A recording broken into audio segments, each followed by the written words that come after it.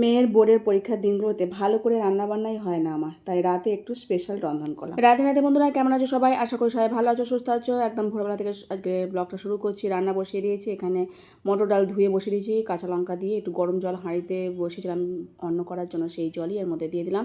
দুটো সিটি দিয়ে আবার একটু পেঁপে এর মধ্যে দিয়ে দেবো। পেঁপে আছে, পেঁপেটাকে বানিয়ে রেখে দিয়েছি সেদ্ধ হোক তারপরে। আর রাত্রিবেলা এই ফুলকপি আলুটা বানিয়ে রেখেছিলাম, কারণ সকালবেলা এত টাইম হবে না। আর এই জয়িতা পরীক্ষা আছে তাই জন্য। আর এটা শুকনো লঙ্কা ভেজে আর দিয়ে দিয়েছি আলু আর ফুলকপিটা, একটা ভাজা হবে। তারপরে একটু আটা মেখে রেখে দিয়েছিলাম 3টে লেচির মতো, সেটাকে চিনি পাউডার করে নিয়েছি। দুটো পেয়ে যাব। আর জয়িতার জন্য একটু চাউমিনটার মধ্যে কোনো ভেজিটেবল দেওয়া নেই, শুধু কেননা ম্যাগি ছিল না, তাই চাউমিনটাই প্রভুজি বসিয়েছে। আমি শাড়ি ফাড়ি পরে নিয়ে এসে এখন ভগবানকে এটাই সেবা দিলাম।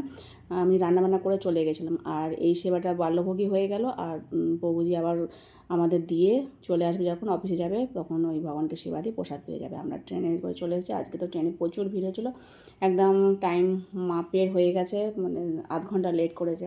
তো ওরা ঢুকে যাওয়ার পর আমিও আবার মন্দিরে চলে আসি। অনেকখানি মানে জ্যামও হয়েছিল, এত লেট করেছে। দুটো ট্রেনের যাত্রী সব একটাতে উঠেছে, তাই তো যাই হোক, এখন এখানে বসে বসে জব করছি। আর 11:30টার সময় আর মন্দিরে খিচুড়ি প্রসাদ দেয়, সেই প্রসাদের লাইনে আবার দাঁড়িয়েছিলাম, একটু প্রসাদ পেয়ে নেবো। সেই অনেক সকালবেলা দুটো পরোটা পেয়ে এসেছিলাম, তাই জন্য ওই খিচুড়ি একটা টুকরো দিয়েছে, সেই প্রসাদ এখন পাচ্ছি। আর তারপরে আবার এখন বসবো। 1টার সময় মন্দির বন্ধ হয়, তখন বেরিয়ে পড়বো। 1:30টার সময় জয়িতা ছুটি হয়। এই যে 1টা বেজে গেছে, এখন বাড়িটায় বসে আছি। আরও 10 মিনিট বসছি, কারণ সামনেই স্কুলটা, তো হেঁটে হেঁটে চলে গেছি। টাইম হতে আবার ছুটি হয়ে গেছে, আমি আবার ওকে নিয়ে বেরিয়ে পড়বো। তো এই সারাদিনে তেমন কিছু হয় না, রান্নাবান্নাও ঠিকমতো হচ্ছে না যেদিনকে পরীক্ষা পড়ে। তো চলো, বাড়ি ফিরতে ফিরতে সেই 3:30 বাজে। এই যে এসেছি, আজকে আবার একটু গরম আছে, ঘেমে গেছি, এত গরম। এই সকালবেলা রান্নাবান্না করে আর এই বাসনপত্র ফেলে রেখে চলে গেছি, শুধু সামনেটুকু একটুখানি মুছেছি, আর কিছু করা হয়নি। প্রভুজি এই যে অফিস থেকে আসার সময় এই সবজিগুলো নিয়ে এসে রেখে দিয়ে আবার গেছে স্টেশনে আমাদেরকে আনতে। তো এখন মিষ্টি, আঙুর আর এই পেয়ারা নিয়ে এসছে, এখন ভগবানকে সেবা দেবো। দই আছে, ফলও একটু, পেয়ারা একটু ভগবানকে সেবা দিয়েছিলাম। আর এসে গোগো কলেজ গেছে, তাই এই অবস্থা ঘরে। তারপরে সারাদিনের পর এই দুপুরবেলা 4টে বাজে, এখন প্রসাদ পাচ্ছি।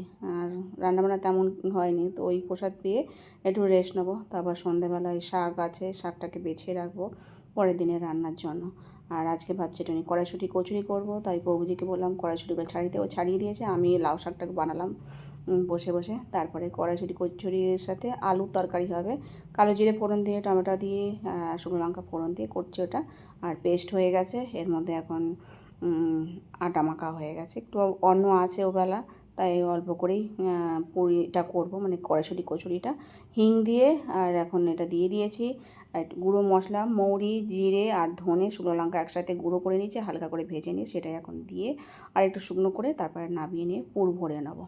এই যে এখন পুর ভরে নিচ্ছি। তারপরে প্রভুজিকে বললাম একটুখানি করে দিতে, কারণ আমি বেলবো আর প্রভুজি ভাজবে। তো রাত্রিবেলা একটুখানি ভালো মন্দ না করলে হয় না, সকালবেলাও আমি রান্নাবান্না হয়েছে, তাই ভাবলাম কড়াইশুঁটি অনেকগুলো আছে, তো সেগুলো নষ্ট হয়ে যাচ্ছে, শুকনো হয়ে যাচ্ছে। এখনকার কড়াইশুঁটি আবার শক্ত শক্ত হয়ে যায়, তরকারিতে অতটা ভালো লাগে না, তো তার দিয়ে আবার কচুরি করে নিলাম। তো কচুরিগুলো খুব সুন্দর হয়েছিল, আর তার সাথে মিষ্টি ছিল, ভগবানকে সেবা দেওয়া হয়ে গেছে। ওই এখন প্রসাদ পাবো, আর একটু অন্ন ছিল, সেটাকে আবার একটু ভেজে নিয়েছি। অন্ন, আলু ভাজা সবই ছিল। আর এই ভিডিওটা সোমবারের ছিল, আর কালকে ছিল গৌর পূর্ণিমা, তাই আমার দেওয়া হয়নি। আর আজকের মতো ভিডিওটা এখানে শেষ করছি। সকলে ভালো থেকে, হরে কৃষ্ণ।